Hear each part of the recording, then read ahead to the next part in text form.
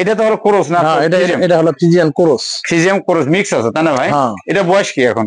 এটা বয়স এখন 4 দাঁত। 4 দাঁত। এটা হিট আসেনি? এটা হিট আসলো, বিয়ান দিছে, এখনো এক আছে। এখন হিট আসেনি? এখনো হিট আসেনি। একটা বিয়ান দিছেন? হ্যাঁ, একটা বিয়ান দিছে। এটা করে দুধ কতটুকু হয় ভাই? এটার দুধ আমার বাড়িতে আছে 7 কেজির মতন হচ্ছে। 7 কেজি? এর মা বিক্রি করে দিয়েছেন? এর মা বিক্রি করে দিয়েছি। তা এটা হলো কয় দাঁত? বা এটা এখন হলো 8 দাঁত হচ্ছে, জুয়ান হয়েছে। কয়টা বিয়ান দিছে? এটা এখন 4টা বিয়ান দিল। দুধ কতটুকু হয়? এটা দুধ আমার বাড়িতে আসে বুঝলেন 10 কেজির মতন। 10 কেজির মতো হয়। তাহলে কতটা বিয়ান দিছে এই যাবত? এটা 3টা বিয়ান দিল। এর মা কতটা দিছিল?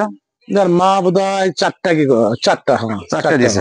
তো আসসালামু আলাইকুম, আপনারা দেশ এবং দেশের বাইরে থেকে যারা আমার ভিডিওটা প্লে করবেন তাদের প্রতি আন্তরিক শুভেচ্ছা ভালোবাসা জানাই। দিনাজপুর ডিস্ট্রিক্ট ঘোড়াঘাট থানা দেওগ্রাম মৌজা আমার এক বড় ভাইয়ের খামার আছে। সে কতদিন ধরে সে খামার করতেছে এবং কেন করতেছে, এই গরুগুলোকে কিভাবে পরিচর্যা করতেছে এবং তার ট্রিটমেন্ট কিভাবে করে এবং সে খামারটা করে লাভে আছে না লসে আছে, এই তথ্যগুলো ভিডিও আকারে আপনাদের সামনে তুলে ধরার জন্য আজকের এই ভিডিওটা করা। আসসালামু আলাইকুম ভাই। ওয়ালাইকুম আসসালাম। ভালো আছেন না? ভালো আছে। আপনার নাম নাকি? মাহবুব রহমান। মাহবুব রহমান। আচ্ছা, আমি তো এর আগে যে ঠিকানাটা বললাম ওটা ঠিক আছে তাই না? ঠিক আছে। সবকিছু মিলে ভালো আছেন? ভালো আছে। তা আচ্ছা, আমি যে পথে শুনলাম যে আপনার খামার আছে বা কিছু গরু বাছুর লালন পালন করেন। এই গরু বাছুর কতদিন ধরে লালন পালন করেন ভাই? 2 বছর হলো। 2 বছর ধরে না? হ্যাঁ, 2 বছর হলো। হ্যাঁ, প্রথম কেন আপনি এই গরু বাছুর লালন পালনে আসেন? আপনি কাজটা কি বর্তমান সংসার করেন? আমার সংসারী কাজ। আমি হলো 4টা গাভী পালিয়েছিলাম, 4টার থেকে এখন 14টা হয়ে গেছে। এই 4টার থেকে যে 14টা গরু হলো এর মধ্যে কি আপনি বেচা বিক্রি করেননি? বেচা বিক্রি করেছি আমি। এগুলো করার পরেও এখন 14টা আছে। আচ্ছা ঠিক আছে, আমরা দেখি যে এই গরুগুলো কিভাবে লালন পালন করতেছেন, কি খাওয়াচ্ছেন, চিকিৎসা কি দিয়েছেন সেটা আমরা পরে আপনার কাছে জানবো। আমরা গরুগুলোর মান দেখি যে শুরু। আচ্ছা মাহবুব ভাই, এটা কি জাতের গরু? এটা শঙ্কর জাতের গরু। এটা শঙ্কর। এই পাশেরটা? এটা ফ্রিজিয়ান বলা। এটা ফ্রিজিয়ান না? হ্যাঁ হ্যাঁ। এটা কি বাছুর? না, এটা একটা বিয়ান দিছে। এটা মনে হলো স্বাস্থ্য কমে গেছে। এটা বিয়ান দিছে না? হ্যাঁ, বাছুরটা ওই বাছুর ওই পাশে আছে না? ওটা আমরা দেখতেছি। এটা হলো শঙ্কর জাতের না? আচ্ছা, এটা কতটা বিয়ান দিছে? এটা আমার কাছে আসে 2টা বিয়ান দিছে। 2টা বিয়ান দিছে। সে বাছুর গুলো একটা আছে, একটা বিক্রি করে দিচ্ছে। কত টাকা বিক্রি করছেন? এটা বিক্রি করেছে 60,000 টাকা। 60,000 টাকা? 60,000 টাকা। এখন যেটা আছে সেটা বর্তমান বাজার এটা এখন 50,000 টাকা। 50,000 টাকা। এই বাছুরটা কোন? এটা দেশি বাছুর। এটা দেশি? এটার মা? এটার মা ওই সাইডে আছে। ওই সাইডে আছে না? এটা তো হলো ক্রস না? এটা হলো Friesian cross. Friesian cross mix আছে তাই না ভাই? এটা বয়স কি এখন? এটা বয়স এখন 4 দাঁত। 4 দাঁত। এটা হিট আসেনি? এটা হিট আসলো, বিয়ান দিছে, এখনো এক আছে। এখন হিট আসেনি? এখনো হিট আসেনি। একটা বিয়ান দিছেন? হ্যাঁ, একটা বিয়ান দিছে। এটা করে দুধ কতটুকু হয় ভাই? এটার দুধ আমার বাড়িতে আছে 7 কেজির মতন হয়েছে। 7 কেজির মতো হয়েছে। এটা আমার বাড়ির। আচ্ছা, এটার বাছুরটা? এটা বাছুরটা আমি বিক্রি করে ফেলেছি। ওটা বাছুর কত টাকা বিক্রি করছেন? ওটা আমি 90,000 টাকা বিক্রি করেছি। তাহলে তো অনেক টাকা আসছে তাই না? এটা কি ফ্রিজিয়ান? ফ্রিজিয়ান না? এটা আপনার বাসায়? এটা কি বাসার না? এটা আমার বাসার না? এর মা বিক্রি করে দিয়েছেন? এর মা বিক্রি করে দিয়েছি। তা এটা হলো কয় দাঁত? বা এটা এখন হলো 8 দাঁত হচ্ছে, জুয়ান হয়েছে। কয়টা বিয়ান দিছে? এটা এখন 4টা বিয়ান দিল। দুধ কতটুকু হয়? এটা দুধ আমার বাড়িতে আসে বুঝলেন 10 কেজির মতন। 10 কেজির মতো হয়। তাহলে কতটা বিয়ান দিছে এই যাবত? এটা 3টা বিয়ান দিল। এর মা কতটা দিছিল? এর মা বোধহয় 4টা কি 4টা। হ্যাঁ, 4টা দিছে। তো এখন এই অবস্থায় আছে তাই? এটার বাছুরটা? এটা বাছুরটা এই বাছুর না? হ্যাঁ, এই বাছুর। এটা বর্তমান বাজার কত হবে ভাই? কতই হবে? 1035-40 মতো। 40 না হলেও মানে 30-এর উপর, 40-এর নিচে এইরকম তাই না? আচ্ছা মাহফুজ ভাই ধন্যবাদ। এটা কি শাইওয়াল না? হ্যাঁ, এটা শাইওয়াল। এটা কি পালের নাকি না? এটা আমার হলো পালের না? আপনি 2 বছর ধরে গরু পালে এত গরু হলো আর গরু বিক্রি করলেন কিভাবে হলো? এটার পরে এটার পরে এটা এক করতে। আচ্ছা, এটা কোন জাতের গরু? এটা হলো আপনার শাইওয়ালি ধরে। শাইওয়াল না? মিক্স নাই তো না? হ্যাঁ, মিক্স আছে। কিসের মিক্স ওটা? শাইওয়াল আর শাইওয়াল আর ওই যে ক্রসের মিক্স। ওটা কটা বিয়ান দিছেন? ওটা 2টা বিয়ান দিল। 2টা বিয়ান দিছে না? ওটার বাছুর? এটা এই মাঝখানে। আচ্ছা, ওটা দেখাচ্ছি। এটা কি এরিয়া বাছুর না? না, এটা দামুর বাছুর। দামুর। হ্যাঁ, এটা তো আপনি বংশজাত করবেন না? হ্যাঁ, বংশজাত করবো, এটা গরম হচ্ছে। আচ্ছা, এটা বর্তমান বাজার কত? 60-65-60 ওইটুকু। আচ্ছা, আর এই গাভীর বাচ্চা ওই যে ওটা, হ্যাঁ, আচ্ছা, এটা আমার একটা বাপ-দাদার গরু। বাপ দাদার মানে প্রথম থেকে? হ্যাঁ, গোয়ালের সেরা গরু। সেরা গরু। আচ্ছা, এটা কতটা বিয়ান দিছে? এটা 8-10টা বিয়ান দিয়ে দিছে। 8-10টা। হ্যাঁ, এটা বর্তমান বাজার 35-36 হবে নাকি? ওইরকমই। ওই রকম, তাই না? হ্যাঁ।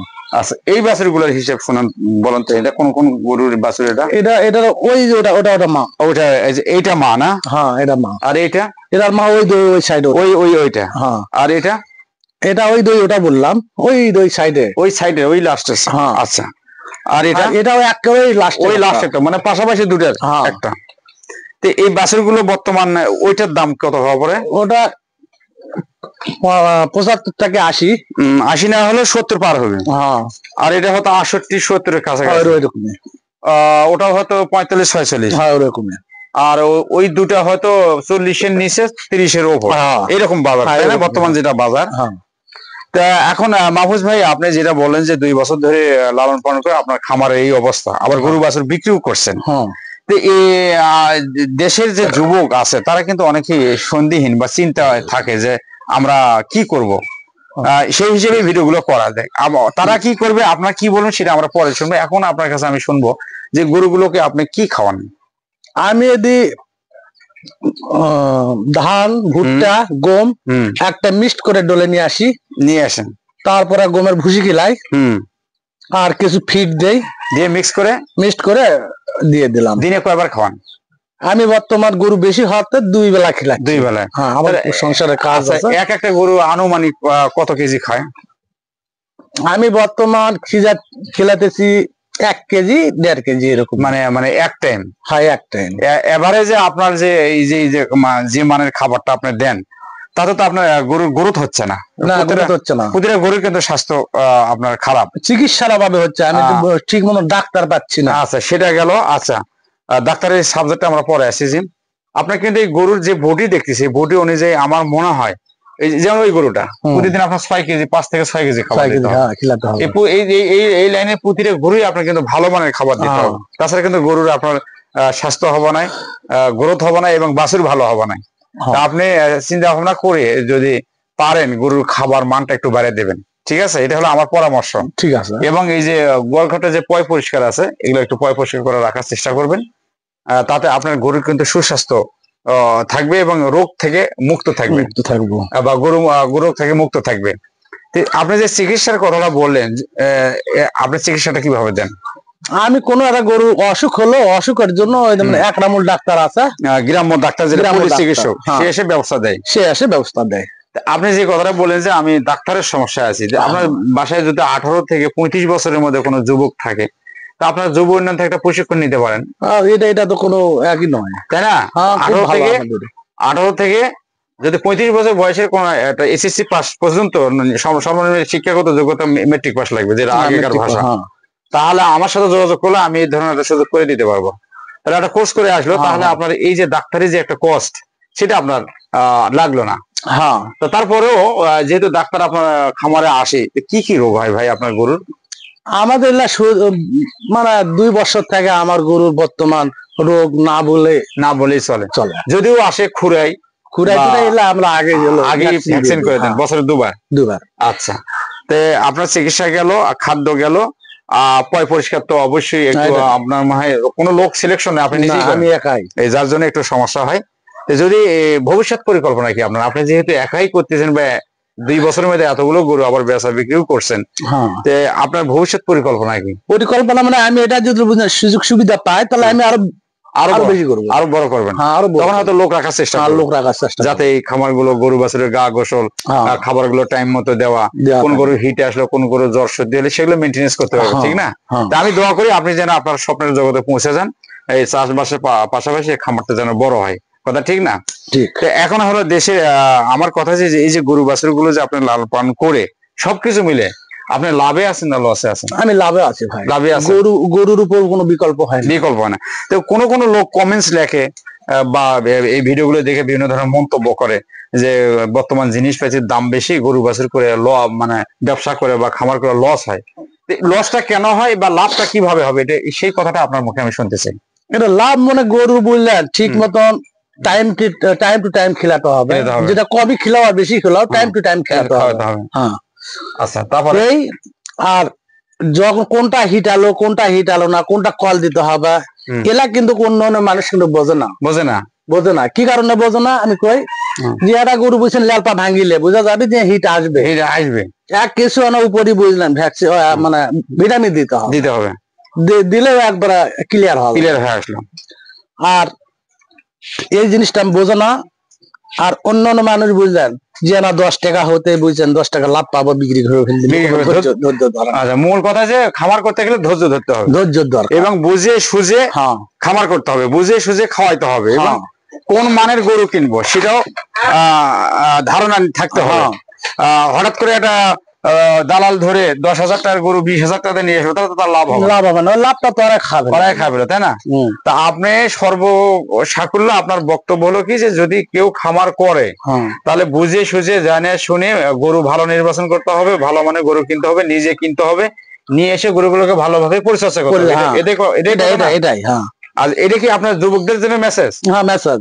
সেই দর্শক, দেশ এবং দেশের বাইরে থেকে যারা আমার এই ভিডিওটা শুনলেন, এই যে ইনি একজন কৃষক ভাই, দেখেন সে কৃষি কাজের পাশাপাশি সে 2 বছর ধরে বা অল্প গরু থেকে এত বড় একটা খামার গড়ে তুলছে। হয়তোবা আপনারা বলতে পারেন যে গরুগুলোর শরীর স্বাস্থ্য খারাপ বা জায়গাগুলো ময়লা অগোছানো, এটা একটা মানুষ কোন দিকে যাবে, তারপরে যে সে ধরে রাখছে, কিন্তু সে তো আমার সামনে উক্তি প্রকাশ করেছে ভবিষ্যতে সে এটা পরিকল্পনা মাফিক ডেভেলপ করবে বা উন্নতি করবে। যদি আল্লাহ তৌফিক দান করে ওনাকে ওই পর্যন্ত নিয়ে যায়, তাহলে হয়তো অনেক একটা কাজের লোকও রাখতে পারে। দেশ এবং দেশের বাইরে থেকে যারা আমার ভিডিওটা দেখবেন, এই যে যারা খামার করে বা আমরা যে এই যে আপনাদের প্রতিনিয়ত তথ্যগুলো দিচ্ছি, এগুলো কিন্তু একটা সাবজেক্ট হিসেবে নেবেন, হেসে উড়িয়ে দিবেন না, মাথায় নেবেন। এলেনে চিন্তা ভাবনা করে যদি আপনারা বুঝে সুঝে আপনারা একটার থেকে দুটোর থেকে 3টে এরকম করে যদি একটু ধৈর্য সহকারে জেনে শুনে এই খামারগুলো করেন, তাহলে এই যে মাহফুজ ভাই যে কথাটা বললো যে ধৈর্য ধরতে হবে, তাহলে আপনারা কিন্তু এটা কিন্তু আসলেই খামার, সুদর্শন, এটা কিন্তু খামার, কিন্তু আপনারা পরিপাটি দেখতেছেন না, মনে হচ্ছে যে এটা অবহেলা করবেন, আসলে কিন্তু তা না।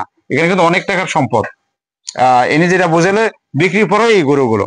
যে যাক, পরিশেষে আপনাদের প্রতি আমার আকুল আবেদন, আপনারা দেশ এবং দেশের বাইরে যারা এই ভিডিওগুলো দেখবেন, অবশ্যই যাদের কাছে যত সামান্য টাকা আছে এবং যারা বেকার আছেন, 4 হোটেলে সময় নষ্ট করতেছেন, নামাজ পড়তেছেন না, যারা স্ত্রীর বোঝা, ফ্যামিলির বোঝা, মা বাবার বোঝা, সমাজের বোঝা, দেশের বোঝা, তাদের প্রতি আমার আকুল আবেদন, আপনারা ফিরে আসুন। অল্প ক্যাশ নে, অল্প টাকা নে, বুঝে সুঝে, যারা এরকম পুরাতন খামারি আছে, যারা বিজ্ঞ লোক আছে, জানাশোনা লোক আছে, তাদের কাছে এসে আপনারা খামারটা ভিজিট করবেন এবং জিজ্ঞেস করবেন যে চাচা, আমার 2-2.5 লাখ টাকা আছে, আমি কিভাবে খামারটা শুরু করব, কোন মানে গরু কিনবো, কি খাওয়াবো, এই নিয়ম কানুন গুলো, খাদ্য কিভাবে তথ্যগুলো যাচাই বাছাই করে যদি আপনারা খামার শুরু করেন। আমি যেহেতু একটা কৃষি ভিত্তিক চ্যানেল, আমি বিভিন্ন জায়গায় যে তথ্যগুলো পাচ্ছি তাতে সবারই আশার আলো, যে না, যদি চিন্তা ভাবনা করে আপনারা কিছু করেন, তাহলে টুডে টুমোরে আপনারা সাকসেস হবেন। কথাগুলো যদি ভালো লাগে অবশ্যই কমেন্টসে জানাবেন এবং ভুল ত্রুটিগুলো ক্ষমা করে দেবেন। আপনাদের প্রতি আন্তরিক শুভেচ্ছা ভালোবাসা জানিয়ে শেষ করছি। আপনারা ঘোড়াঘাট মাছের টিভির সাথেই থাকবেন। আপনারা সারাদিন ভালো কাজ করবেন এবং 5 ওয়াক্ত নামাজ পড়বেন, এই প্রত্যাশা রেখে শেষ করছি। রাখি, আসসালামু আলাইকুম।